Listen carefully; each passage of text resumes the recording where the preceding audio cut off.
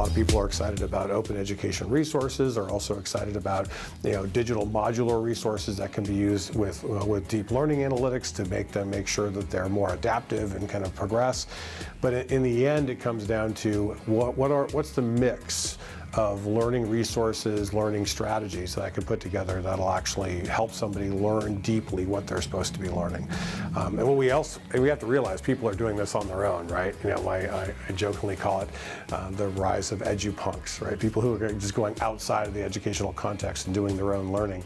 My own 9-year-old son, he decided this year he wanted to learn guitar. He'd been taking piano lessons for 2 years, and he begged me to get him a guitar, and I was on the road on a trip, and I talked to a friend of mine who was really into guitars. He gave me a recommendation. I bought the guitar on Amazon, and before I got home from the trip, Max had already taken the guitar, he had downloaded an app, he had tuned the guitar with the app, and he had learned his first song via an instructional video on YouTube.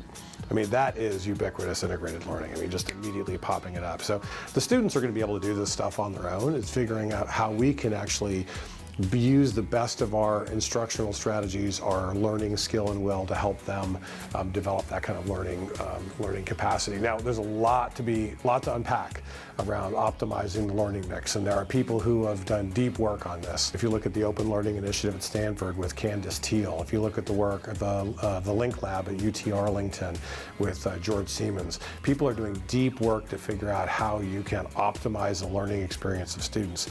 But those are two, in some ways, interrelated but separate questions. Is what does that infrastructure look like, and how do you sustainably develop and deploy that infrastructure, and then how do you make the most of that infrastructure by leveraging the best kinds of programs and services to help somebody learn. And if you do those things together, you can really start doing something exciting for tomorrow-ready learning.